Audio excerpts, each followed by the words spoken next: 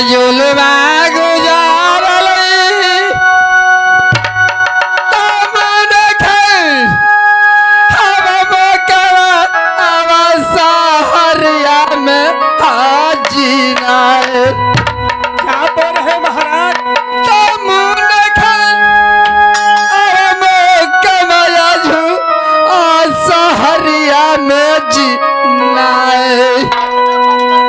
आज जुलवा के बातिया लाए तब लिखा कहल नहीं जाए जी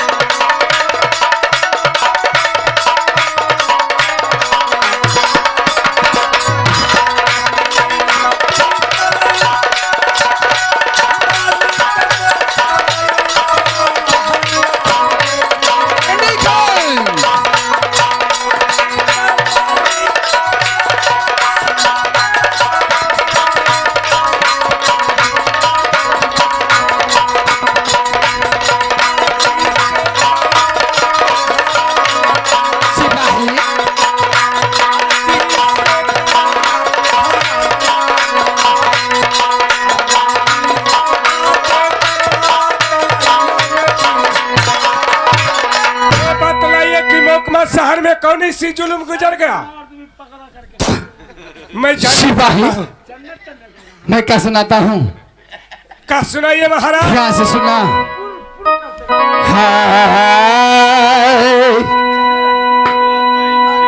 हवा पानी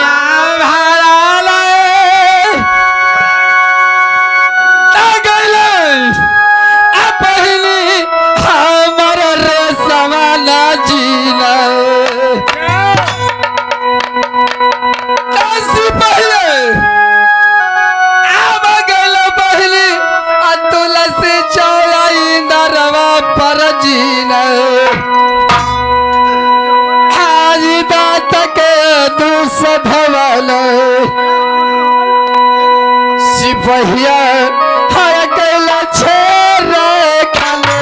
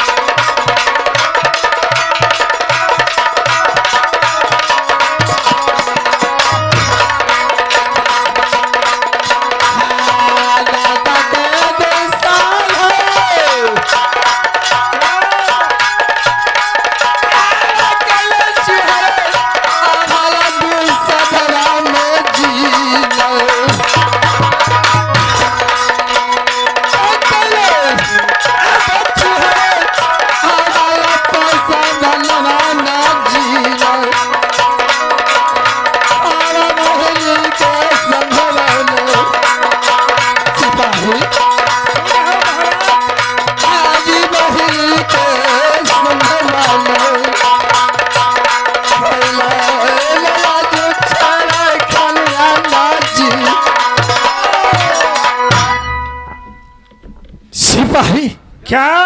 मेरा बहन रिश्मा तुलसी चौरा पे पानी भरने के लिए गया, लेकिन इस जात का दुसाज थी तू कन्या के रहने वाला शिवान पासवान सबकी मेरी एक थाली में खाने वाला और मेरा बहन की गलत बेइज्जती का है, इसलिए तुम्हें आज क्या हूँ इसी कारण बुलाए हैं महाराज। हाँ क्या करना है आप? आय।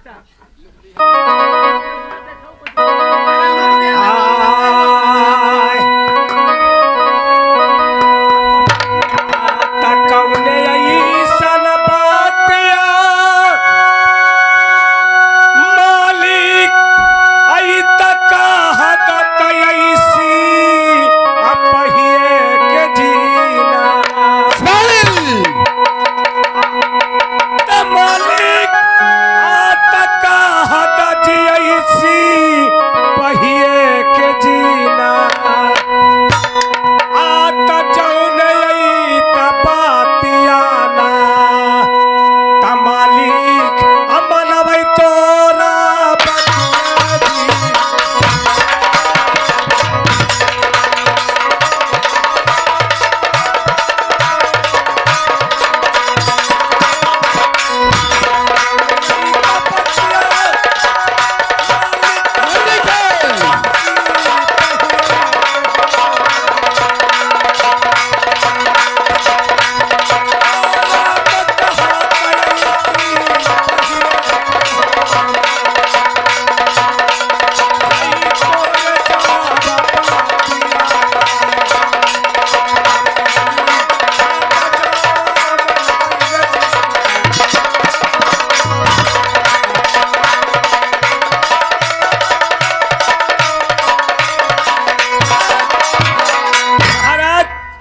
यदि ऐसी बात है तो मैं आपका नमक खाता हूँ, जो कहिएगा मैं बात मानने के लिए तैयार हूँ।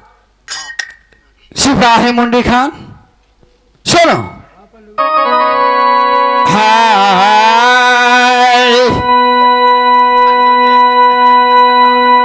हवा चलियो बजा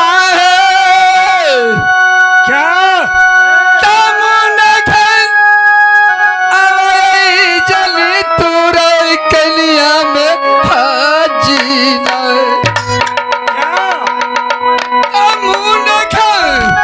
क्या महाराज?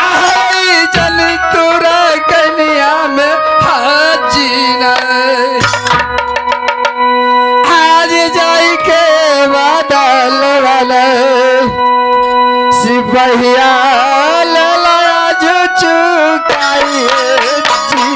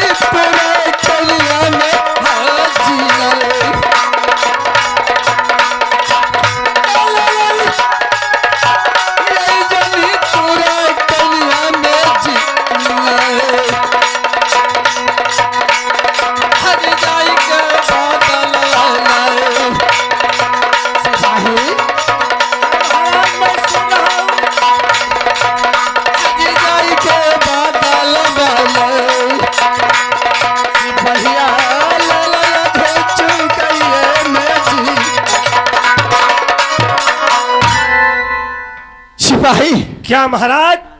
जाओ, आज मेरा आदेश है कि रजनी तू कहीं नहीं आवी।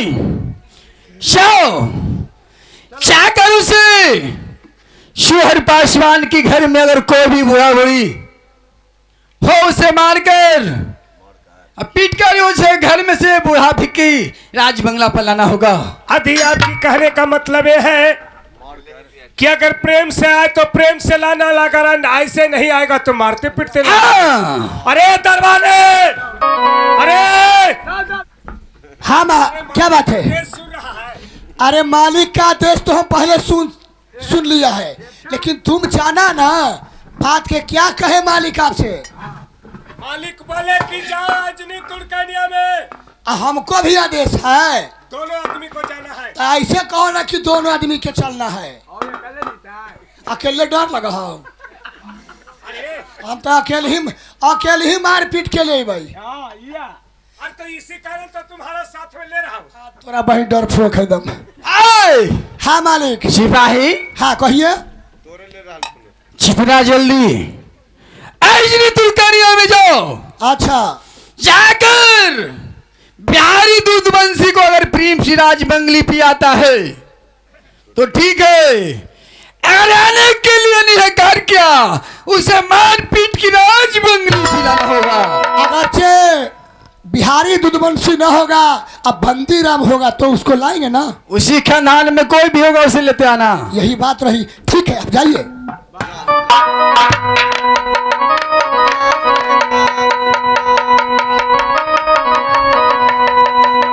लेकिन एक बात मुंडे खान सुन ले, कान देके।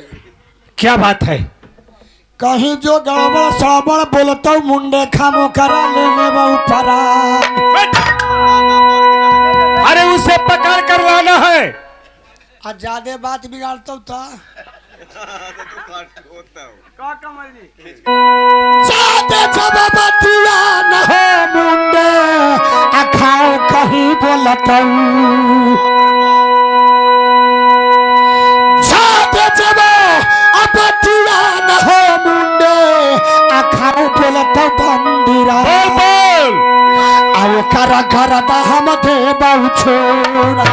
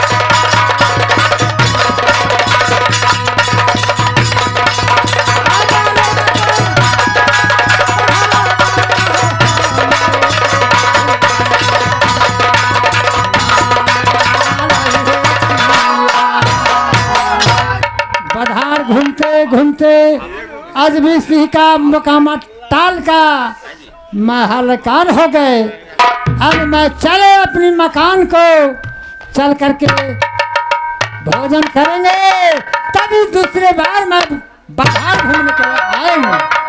चलो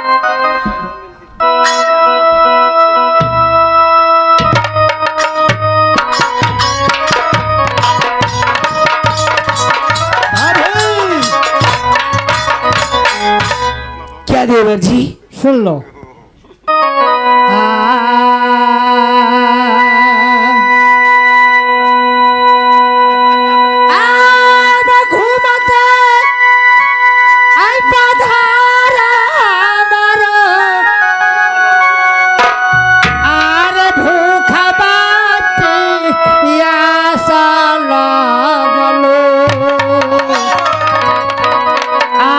जल्दी अब हो जाना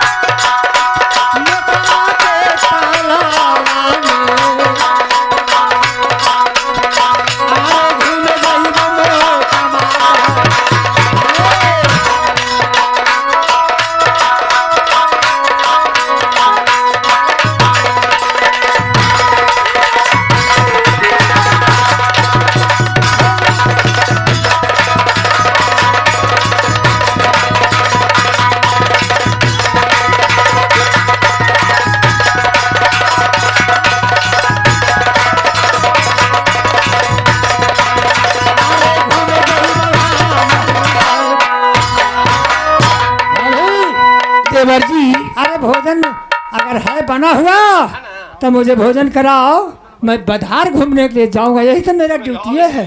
देवर जी अभी खाना तो नहीं बना हुआ नहीं है। बना है? नहीं। तो नहीं बना है तो मैं बैठता हूँ, अब जल्द से भोजन तैयार करो। ठीक है, जाते हैं रंगमल से खाना बना के लाते हैं, बैठिए। जाओ।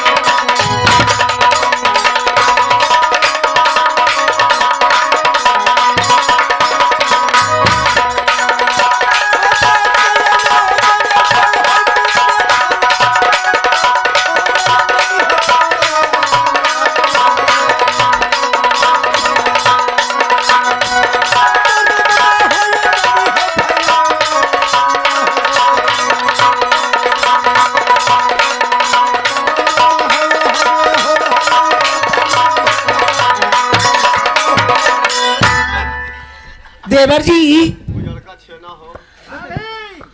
खानमा ले लियो, खाई बा। हाँ लखा।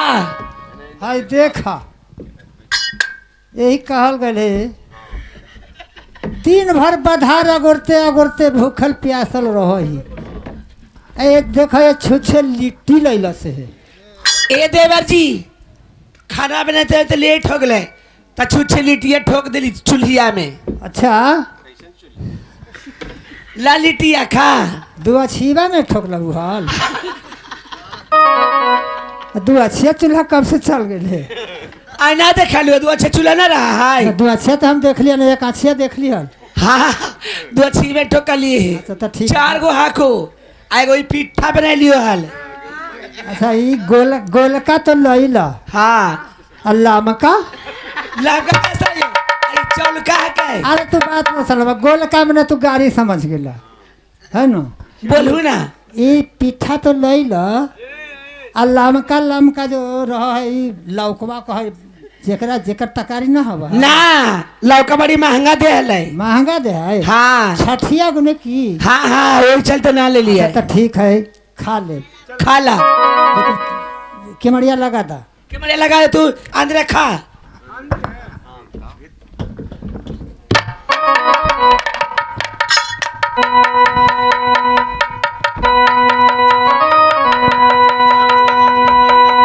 खा ले। आई। भाजी हाँ सुना, कौची कहू। हम तो खा ही अंदर। हाँ अब केहू आ जाई है तो नाम न लिहा कि घर ही था। आपके जानी बुढ़बा खाए। ना ना बुड़बक तो नहीं है, चलाक तो है, कहे कि लम्हुआ पैदा कर रहा तू। लम्हुआ पैदा कर ले हा, तो चला के औरत लम्हुआ पैदा कर है ना। हाँ तो अंदर तू रहा, हम बाहर ही रहा ही हो।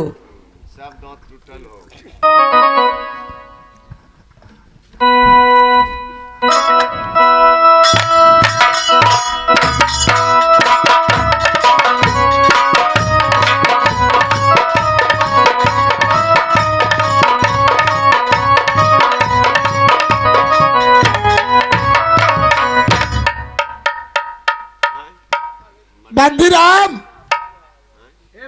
हाँ बंदीराम। ए कौची है जी। अरे केमारी खोला केमारी। ए केमारिया खोले के नाम भुला जो, हम घरों में अकेले ही। मुंडे खाओ, मुंडे खाओ। अरे क्या बात है? केमारी खोले कहले तो बोलू भूला जाओ। अरे केमारी खोलने में डर क्या है? ए जी हम अकेले घर में ही ना खोलबो। अरे तो हम दुइये जाने से हैं। हरामी कहीं का। अरे कहो कि अजमेर सिंह का ऐसा ऑर्डर है। तो वही ना कहलिए कि हम दुइये जब बुझा दे कि 2-3-4 गो से की है। ए बउआ हमार घर में कोई ना आती, हर भतीजा के नहरा में शादी है, हुआ चल गए, तुझे चल जा। कहाँ भेलो ससुराल तू नहरा? हम ना बतावे, तोरा उसका मतलब है तो नैहरवा कहाँ हो बतावा। कहे लगी केमरिया खोलबा कि न से कह? ना ना चल जो। केमरी ना खोलबा ना आय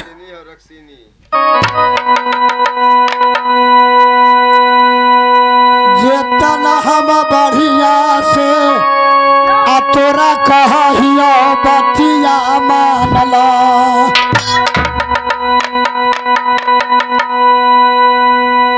जेतना तोरा बढ़िया से हम बंदीराम कहियो बतिया मानले।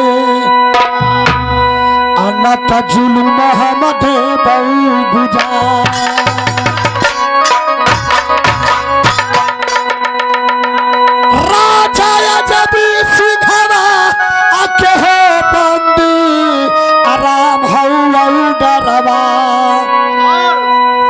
कि बंदिरा मखेला बबोला तब खोल में ने आके मरिया अनगे जननी तोड़ दे बहू के मरिया। मुंह में संभाल के बोल। खोल में ने के मरिया आगे जननी के तोड़ दे बहू के मरिया। तेरे पापा के बोले कि देखो छौड़ा आगे आजू नदी नमा हो